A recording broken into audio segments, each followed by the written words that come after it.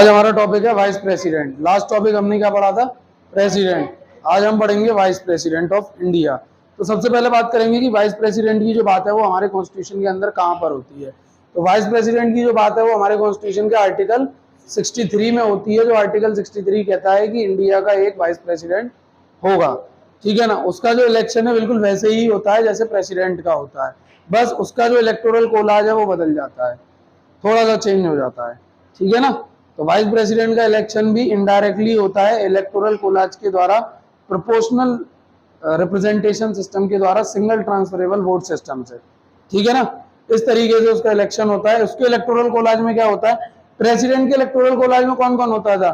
Elected members of both houses of parliament and elected members of legislative assemblies of states and UTs, यानी states और UTs की legislative assemblies के elected members और parliament के दोनों houses के elected members president के लिए वोट करते थे।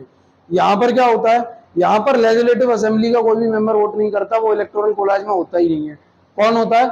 Elected and nominated members of both houses of parliament, यानी जो पार्लियामेंट होती है उसके दोनों हाउसेस के इलेक्टेड मेंबर्स भी और नॉमिनेटेड मेंबर्स भी, दोनों तरीके के मेंबर्स इसमें वाइस प्रेसिडेंट के लिए वोटिंग करते हैं, सिर्फ पार्लियामेंट के, ठीक है ना। लेजिस्लेटिव असेंबली का कोई मतलब नहीं होता, सिर्फ पार्लियामेंट के दोनों हाउसेस, लोकसभा और राज्यसभा, दोनों के इलेक्टेड और नॉमिनेटेड दोनों तरीके के मेंबर्स वाइस प्रेसिडेंट को इलेक्ट करते हैं और उसके लिए वोटिंग करते हैं। क्लियर है इतनी बात? चलिए आगे बढ़ते हैं। अब हम देखते हैं कि क्या क्वालिफिकेशन चाहिए। तो वाइस प्रेसिडेंट की क्वालिफिकेशन की बात होती है हमारे आर्टिकल 66(3) में। कहां पर?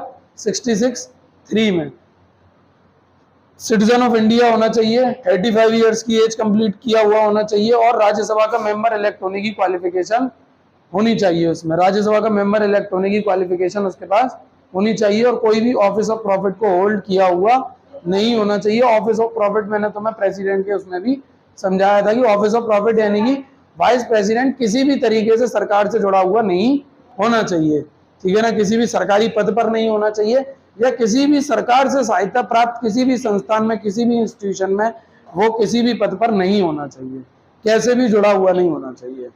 क्लियर है? गवर्नमेंट से पूरी तरीके से उसका सेपरेशन होना चाहिए। क्लियर? तो ये हमने वाइस प्रेसिडेंट देखा कि वाइस प्रेसिडेंट की बात हमारे आर्टिकल 63 में होती है कॉन्स्टिट्यूशन में कि इंडिया का एक वाइस प्रेसिडेंट होगा। उसका इलेक्शन भी इनडायरेक्टली होता है इलेक्टोरल कोलाज के द्वारा, प्रोपोर्शनल रिप्रेजेंटेशन पे, सिंगल ट्रांसफरेबल वोट सिस्टम के द्वारा। क्लियर है? और क्या कौन करता है इलेक्टोरल कोलाज में? कौन होता है इसके? Elected and nominated members of both houses of parliament, यानी लोकसभा राज्यसभा के इलेक्टेड और नॉमिनेटेड मेंबर्स दोनों, ठीक है। क्वालिफिकेशन आर्टिकल 66(3) में होती है। इंडिया का सिटीजन होना चाहिए, 35 ईयर्स की एज कंप्लीट किया हुआ होना चाहिए, राज्यसभा का मेंबर इलेक्ट होने की क्वालिफिकेशन रखना चाहिए और कोई भी ऑफिस ऑफ प्रॉफिट को होल्ड किए हुए नहीं होना चाहिए। अच्छा, यहाँ पर क्वालिफिकेशन प्रेसिडेंट की जब हम बात कर रहे थे तो लगभग सेम ही थी, एक चीज डिफर थी। क्या? वहां पर था should be qualified as a member of Lok Sabha, ठीक है ना, यानी वो लोकसभा का मेंबर इलेक्ट होने की क्वालिफिकेशन रखना चाहिए और वाइस प्रेसिडेंट में राज्यसभा का मेंबर इलेक्ट होने की। क्लियर है इतनी बात? अब आगे बढ़ते हैं, आगे देखते हैं वाइस प्रेसिडेंट का टर्म कितना होता है और जो कंडीशंस हैं सबको देखते हैं। चलिए आगे बढ़ते हैं। आपने देख लिया वाइस प्रेसिडेंट की बात हमारे किस आर्टिकल में होती है, उसकी क्वालिफिकेशंस क्या होती हैं और उसका इलेक्शन कैसे होता है, ठीक है ना, और कौन करता है। अब हम उसके बारे में कुछ फैक्ट देख लेंगे। एक, वाइस प्रेसिडेंट का टर्म 5 साल का ही होता है, प्रेसिडेंट का भी 5 साल का ही होता है। वाइस प्रेसिडेंट जो होता है वो राज्यसभा का एक्स ऑफिशियो चेयरमैन होता है। इस वर्ड को समझना होगा। हिंदी में इस एक्स ऑफिशियो को बोलते हैं पदेल, यानी एक व्यक्ति जब एक से ज्यादा पद पर होता है, ठीक है ना, तो दूसरे पद के लिए उसका एक्स ऑफिशियो वर्ड यूज किया जाता है। अब वाइस प्रेसिडेंट जो होता है वो वाइस प्रेसिडेंट तो होता ही है, साथ ही साथ राज्यसभा का चेयरमैन भी होता है। जैसे लोकसभा का स्पीकर और डिप्टी स्पीकर होते हैं, ऐसे राज्यसभा के चेयरमैन और डिप्टी चेयरमैन होते हैं, ठीक है ना।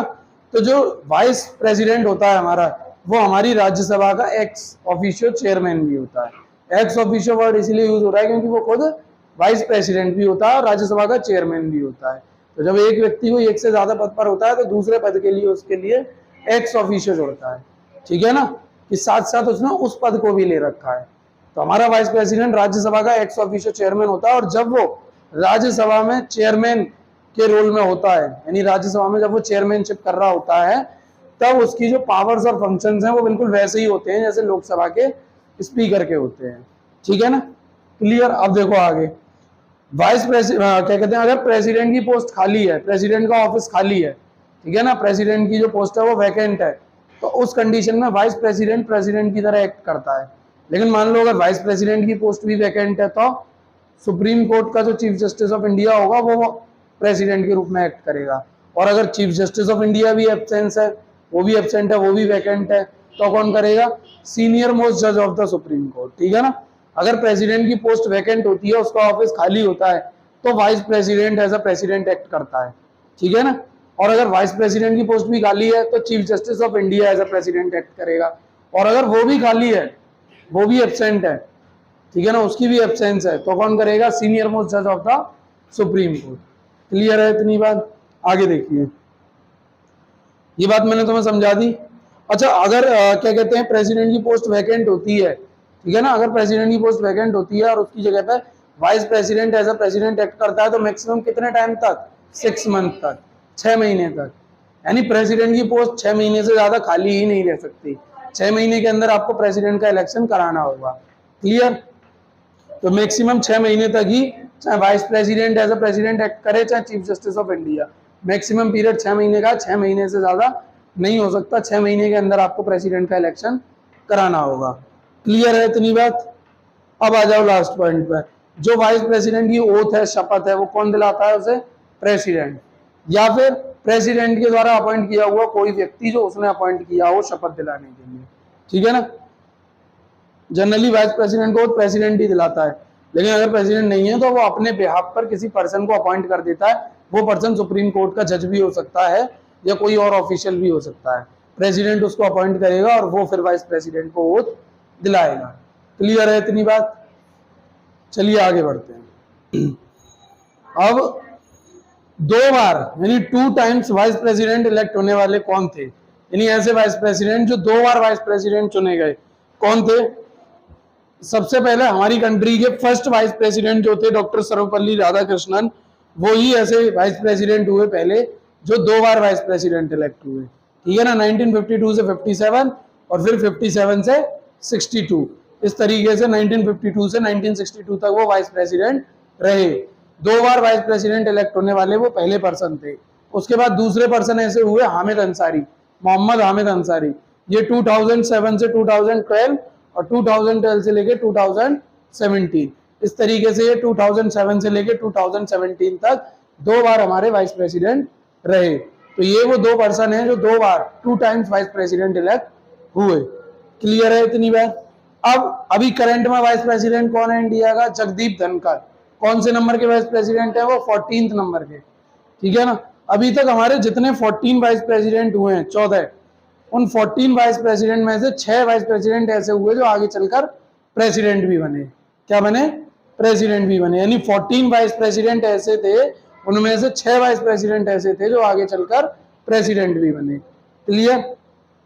फिर कृष्णकांत हमारे इकलौते ऐसे वाइस प्रेसिडेंट हुए जिनकी मृत्यु अपने कार्यकाल के दौरान ही हुई, यानी इनकी मृत्यु वाइस प्रेसिडेंट रहते हुए ही हो गई थी, ठीक है ना। वाइस प्रेसिडेंट रहते हुए ही इकलौते थे, ऐसा कोई नहीं है। कृष्णकांत इकलौते ऐसे वाइस प्रेसिडेंट हुए जिनकी मृत्यु वाइस प्रेसिडेंट रहते हुए अपने कार्यकाल के दौरान ही हो गई थी। क्लियर है? अब देखो 3 पॉइंट ऐसे थे जो मैंने प्रेसिडेंट में डिस्कस नहीं किए थे। पॉइंट क्या थे एक्चुअल में? वो क्वेश्चन है तुम्हारे लिए जो पूछे जा सकते हैं। वाइस प्रेसिडेंट हमारे यहाँ खत्म हो गया टॉपिक, ठीक है। सबसे पहला वो मैंने क्वेश्चन तुमसे कल पूछ लिए थे जब क्विज किया था, ठीक है। सबसे पहला क्वेश्चन था कि ऐसे कौन से हमारे प्रेसिडेंट हुए जो अनअपोज्ड, यानी कि जिनका अपोज ही नहीं हुआ, जिनके अगेंस्ट में कोई इलेक्शन के लिए खड़ा ही नहीं हुआ, ठीक है ना, जो निर्विरोध चुनाव जीत गए। निर्विरोध का मतलब अनअपोज्ड, जिनके अपोजिट में। अभी इलेक्शन कब होगा? जो 4 लोग हैं किसी एक पोस्ट के लिए, उन 4 में से हमें किसी एक को चुनना है, तो वोटिंग करते हैं हम, जिसको ज्यादा मिलते हैं वो उस पोस्ट पर पहुंचता है। अब उस पोस्ट के लिए एक ही आदमी आए निकल कर, तो इलेक्शन क्या होगा? इलेक्शन कहाँ है? ऑप्शन ही नहीं है कोई, वही इकलौता है, तो फिर वही बनेगा। बात को समझना। इलेक्शन कब होता है? जब एक से ज्यादा ऑप्शन होंगे तभी तो हम चूज करते हैं उनके बीच में। जब होगा ही एक तो चूज करने का ऑप्शन ही नहीं है, वही है। तो ऐसे हमारे प्रेसिडेंट थे नीलम संजीवा रेड्डी। कौन थे? नीलम संजीवा रेड्डी, जो 1977 में अनअपोज प्रेसिडेंट चुने गए थे। अनअपोज मतलब उनके अगेंस्ट में कोई इलेक्शन के लिए खड़ा ही नहीं हुआ प्रेसिडेंट के में, ठीक है ना। तो नीलम संजीवा रेड्डी निर्विरोध राष्ट्रपति प्रेसिडेंट चुने जाने वाले इकलौते राष्ट्रपति थे, ठीक है। अब अगला क्वेश्चन एक और आता है कि वो कौन से राष्ट्रपति हुए जो as a independent candidate president का इलेक्शन जीतकर प्रेसिडेंट बने, यानी ऐसे कौन से पर्सन थे जिनको किसी पार्टी ने अपना कैंडिडेट नहीं बनाया बल्कि वो इंडिपेंडेंट कैंडिडेट के रूप में इलेक्शन लड़े और जीते और प्रेसिडेंट बने। कौन थे वो? वीवी गिरी इन 1969। कौन थे? वीवी गिरी। कल ये क्वेश्चन डिस्कस किए थे हमने, वीवी गिरी इन 1969। एक क्वेश्चन और डिस्कस किया था कि ऐसे कौन से पर्सन हुए जिन्होंने दो अलग अलग पदों पर रहते हुए प्रेसिडेंट की पोस्ट को संभाला। उसका आंसर है जस्टिस मोहम्मद हिदायतुल्लाह, ठीक है ना, जस्टिस एम हिदायतुल्लाह या मोहम्मद हिदायतुल्लाह। इन्होंने 1969 में चीफ जस्टिस ऑफ इंडिया रहते हुए प्रेसिडेंट की पोस्ट को संभाला और 1982 में वाइस प्रेसिडेंट रहते हुए प्रेसिडेंट की पोस्ट को संभाला। इस तरीके से इन्होंने दो बार दो अलग अलग पदों पर रहते हुए प्रेसिडेंट की पोस्ट को संभाला। क्लियर? तो ये 3 क्वेश्चन यहां से तुम्हारे बने। एक, वो पर्सन जो अनअपोज्ड प्रेसिडेंट इलेक्ट हुए नीलम संजीवा रेड्डी इन 1977, वो जो as a independent candidate election जीतकर प्रेसिडेंट बने वीवी गिरी इन 1969। और थर्ड, वो पर्सन जो दो अलग अलग पोस्ट पर रहते हुए जिन्होंने प्रेसिडेंट की कार्यभार को संभाला, पोस्ट को संभाला, वो थे जस्टिस एम हिदायतुल्लाह। क्लियर? चलिए, ये टॉपिक आपका खत्म हो गया। अब हम अगला टॉपिक करते हैं अपना प्राइम मिनिस्टर। उसके बारे में ज्यादा नहीं पढ़ना, छोटा सा टॉपिक है। चलिए।